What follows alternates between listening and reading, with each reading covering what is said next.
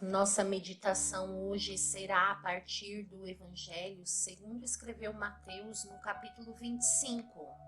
Nos versos 1 e 2, o Senhor Jesus começa dizendo a eles: o reino dos céus, pois será semelhante a 10 virgens, que pegaram suas candeias e saíram para encontrar-se com o noivo. 5 delas eram insensatas e 5 eram prudentes. A parábola das 10 virgens está registrada imediatamente após o sermão escatológico de Jesus no capítulo 24, onde o Senhor faz um alerta sobre a separação entre os ímpios e os justos, que haverá por ocasião de sua repentina vinda.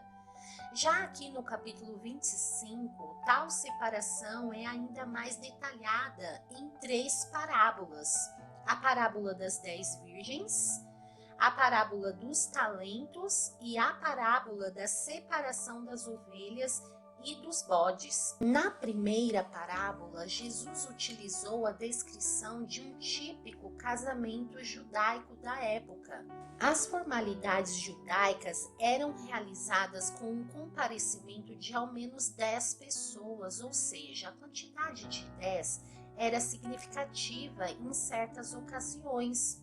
Alguns estudiosos da Bíblia defendem que esta parábola e as demais do capítulo 25 se aplica exclusivamente aos judeus, enquanto outros acreditam que ela se refira a todos os que professam a fé em Cristo. Mas o importante é que nenhum desses estudiosos distorceu o verdadeiro ensino de Jesus nessas parábolas, o que também nos mostra tamanha compreensão do princípio contido nelas. Se considerarmos o capítulo anterior, o 24, naturalmente vamos perceber a continuação dos ensinamentos apresentados nele ainda na composição do capítulo 25. Será impossível não aplicá-la sobre as verdades do dia do juízo de Deus, da separação entre os bons e os maus, dos cristãos verdadeiros e dos hipócritas. Independente das interpretações adotadas nessas parábolas, devemos mencionar tais verdades. Na parábola das 10 virgens, todas eram virgens. Historicamente, a virgindade sempre esteve relacionada à religiosidade e ao sagrado. Na parábola, tanto as prudentes quanto as loucas eram virgens. A parábola começa e termina com 5 virgens prudentes e 5 loucas. Se aqui a virgindade se refere à religiosidade, claramente podemos perceber então que tal religiosidade não poderá salvar ninguém. Não basta ser virgem, é preciso ter o azeite. As imprudentes eram virgens, tinham lâmpadas, mas saíram sem o azeite. A Bíblia diz que as 10 eram virgens, possuíam suas lâmpadas. Nesse momento, talvez fosse praticamente impossível humanamente separá-las, pois aparentemente eram idênticas. Mas há um momento em que essa diferença se torna duramente visível ao apagar das lâmpadas. A graça de Deus e a presença bendita do Espírito Santo, ambos são insubstituíveis e notórios na vida do verdadeiro servo de Deus. Quando a graça de Deus alcança o pecador, ele é regenerado pelo Espírito Santo e passa a conhecer a fé salvadora. Esse azeite não se pode dividir, é pessoal, o suficiente apenas para os prudentes. O azeite é pessoal, o azeite não pode ser obtido por esforço humano. Talvez as virgens loucas da parábola não levassem consigo o azeite porque acharam que o noivo viria rapidamente. Quando perceberam que o noivo tardou em vir, então desesperadamente tentaram comprar azeite que lhes faltava. A parábola termina com as virgens loucas batendo à porta do noivo e sendo por ele rejeitadas. Pode ser que elas queriam mostrar que se esforçaram para estar ali, correram em busca de azeite para que pudessem participar das bodas, mas seus esforços pessoais nada puderam fazer por elas. A prudência e a vigilância. Tanto as virgens loucas dormiram, quanto as prudentes também. Então podemos afirmar que o sono não foi sinal de loucura, ou seja, as virgens prudentes não passaram a ser loucas pelo fato de terem dormido. Isso quer dizer que a prudência não está relacionada ao sono, mas ao fato de ter ou não o azeite. Isto é, ser prudente é estar preparado e possuir o azeite. A vigilância prudente é aquela que nos prepara para uma longa espera. O zelo temporário pela volta de Cristo não serve para nada. Precisamos estar prontos e isso pode significar uma longa jornada. As virgens nécias esperaram um noivo a qualquer momento, mas apenas as prudentes esperaram a todo momento. Elas tinham um azeite, elas estavam preparadas para uma longa espera, elas vigiaram. Jesus disse no versículo 13: portanto, vigiem, porque vocês não sabem o dia e nem a hora. Meu desejo sincero é que possamos naquele dia desfrutar do óleo, da doce graça de Deus e da presença do Espírito Santo, ao invés de tentar comprá-lo em sinal de loucura. A parábola das 10 virgens certamente é um alerta importante para todos nós. E Jesus continua contando parábolas aos seus discípulos. No versículo 14 diz: e também será como um homem que ao sair de viagem chamou seus servos e confiou-lhes seus bens. Jesus conta nessa parábola sobre um homem, dono de muitas propriedades, prestes a viajar. Este homem confiou seus bens aos seus servos. Para um servo ele deu 5 talentos, para outro servo deu 2 talentos e para o último deu 1 talento. 1 talento equivalia a quase 20 anos de trabalho para a maioria dos trabalhadores da época. Naturalmente, esse proprietário era um homem muito rico e em sua ausência ele esperava que o seu dinheiro não ficasse parado. Quando ele confiou tais quantias aos seus servos, obviamente ele esperava por rendimentos. Ele confiou quantidades diferentes de talentos a cada servo seu. Isso significa que ele sabia muito bem que uns possuíam mais habilidades para os negócios que outros. Sob essa lógica, cada servo recebeu uma quantidade adequada de talentos para administrar. O servo que recebeu 5 talentos conseguiu dobrar esse patrimônio. O mesmo também fez o servo que recebeu 2 talentos.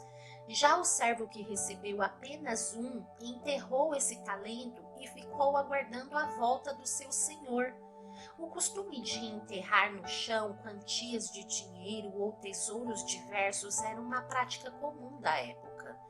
Quando o patrão retornou de sua viagem, os servos que multiplicaram o talento apresentaram seus resultados. O proprietário aprovou os resultados obtidos e ainda prometeu confiar aos seus servos bons bens ainda maiores. Além disso, ele também convidou os seus servos a participar de sua alegria, ou seja, comemorar com ele.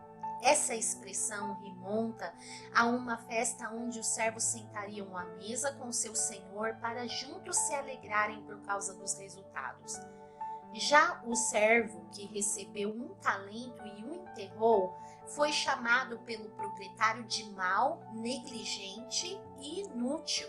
Diferentemente dos outros, ele não foi convidado a participar da confraternização com seu senhor. Ao contrário disso, ele perdeu qualquer privilégio que tinha, restando-lhe apenas um terrível lamento. A parábola dos talentos enfatiza o princípio de que cada um recebe dons e talentos. O servo fiel é aquele que, independentemente da quantidade de talentos recebidos, age com responsabilidade e zelo.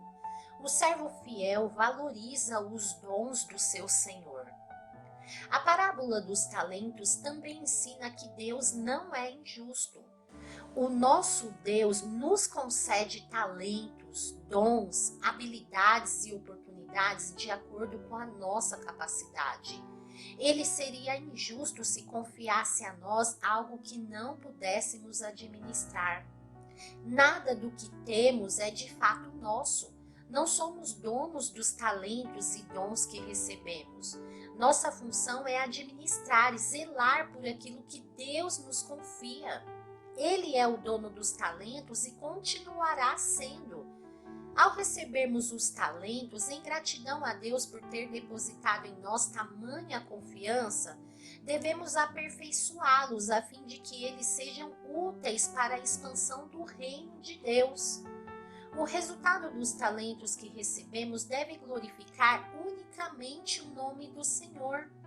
Nada do que conhecemos ou recebemos nessa terra, por mais valioso que seja, se compara à promessa de que eternamente participaremos da alegria do nosso Senhor. Quando o Senhor convidou os seus servos fiéis para participarem de sua alegria, ele ofereceu a eles a oportunidade de ocuparem uma posição a qual não tinham direito. Eles se assentaram à mesa com o seu Senhor. Juntamente com ele, os servos regozijaram-se, lembrando do trabalho que lhe foi desempenhado. O cristão verdadeiro será convidado a participar de uma mesa a qual não tinha direito algum de participar. Porém, não por seus méritos, mas pelos méritos de Cristo, pela infinita misericórdia e bondade do Senhor, que confiou a eles os seus dons e talentos. Esse servo fiel estará presente no grande banquete celestial. O servo mau, além de negligente, ele é perverso e não assume a sua culpa. Se não lermos atentamente essa parábola, poderemos até pensar que o servo inútil teve medo de perder o talento de seu senhor. É possível notar claramente que aquele servo era mau e perverso.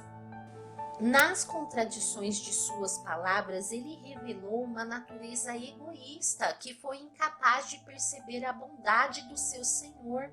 Ele disse: "Eu sabia que o Senhor é um homem severo, que colhe onde não plantou e junta onde não semeou." Tal afirmação do servo mau, na verdade, foi uma acusação contra o seu Senhor. Com seu comportamento e sua declaração, ele estava acusando o proprietário de ser cruel e maldoso. Quando ele diz que seu patrão colhe onde não plantou, ele está querendo dizer que seu senhor exige algo a qual não tem direito de exigir, pois quem não planta não deve colher. Basicamente, em outras palavras, ele está dizendo: o Senhor é cruel, eu fiquei amedrontado, não apliquei seu dinheiro e a culpa é totalmente sua. A verdade é que aquele senhor só teria sido injusto tentando colher onde não plantou, se ele não tivesse dado nenhum talento para aquele servo. No final da parábola, notamos que o patrão declarou que o servo tropeçou em suas próprias palavras, pois ele disse: "Você sabia que eu colho onde não plantei e junto onde não semeei? Então você devia ter confiado os meus bens aos banqueiros, para que quando eu voltasse, eu recebesse de volta com juros." Perceba que ele simplesmente está falando: se você realmente pensa isso de mim, então deveria ter pelo menos deixado o talento com os banqueiros para que você pudesse me apresentar algum juro e talvez ser poupado da minha crueldade. O servo mau não assume seus erros, ao contrário, ele busca apresentar desculpas. Além disso, também ele é mentiroso. Quando ele afirmou que devolveria tudo o que pertencia ao seu senhor, ele estava mentindo. O servo mau também roubou o seu senhor, quando enterrou o seu talento e deixou de pelo menos aplicá-lo aos bancários. Daí vem a ordem para tirar-lhe até o pouco que tinha, pois naquele momento ele passou a ser devedor do seu senhor.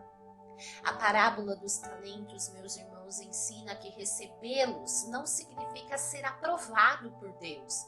Definitivamente, esse não é o princípio ensinado em tal parábola. Os talentos jamais servirão para absorver alguém do juízo vindouro. No versículo 31, Jesus continua dizendo: quando o Filho do Homem vier em sua glória com todos os anjos, assentar-se-á em seu trono na glória celestial. Jesus compara os justos e os ímpios com ovelhas e bodes. Nos tempos de Jesus, tais referências eram facilmente entendidas. É comum em muitos rebanhos que os bodes fiquem junto com as ovelhas, ou seja, no mesmo espaço de pastagem. Porém, ao entardecer, com o chamado do pastor do rebanho, as ovelhas prontamente lhe obedecem, mas curiosamente os bodes o ignoram. As ovelhas simbolizam os justos, os que seguem o Salvador com mansidão e obediência. Já os bodes simbolizam os ímpios com seus comportamentos inconsequentes, desobedientes e destrutivos. Jesus afirma que no dia do juízo todas as pessoas de todas as tribos e nações, tanto os justos como os ímpios, os bons e os maus, sem exceção, todos estarão diante do trono do grande Rei, a saber, o Senhor Jesus Cristo. Certamente no dia do juízo as obras serão reveladas, porém não serão elas que farão com que os justos herdem o reino. Note que o reino já está preparado para o justo desde a fundação do mundo, no versículo 34, e não em decorrência de suas boas obras. O reino de Deus preparado para os justos é unicamente um ato da vontade de Deus, concebido ainda na eternidade por sua graça maravilhosa. A declaração do Senhor Jesus está cheia de instruções para nós. Se o Senhor tivesse aqui na terra hoje, quanto empenho aplicaríamos para recebê-lo e servi-lo? Nós temos esta oportunidade todos os dias. Dons, hospitalidade, visita, tudo o que fazemos por amor a alguém deve ser feito em primeiro lugar como se fosse para o Senhor. Por outro lado, se recusarmos fazê-lo, estaremos sendo omissos em relação ao Senhor. Esta é a obra da igreja neste mundo. Quem vive assim e quem obedece a Cristo não precisa ter medo do último dia. Naquele momento, vamos encontrar o Senhor Jesus como um juiz e também como nosso grande modelo de servo. E ele vai cuidar de todos os seus irmãos para sempre. Aleluias!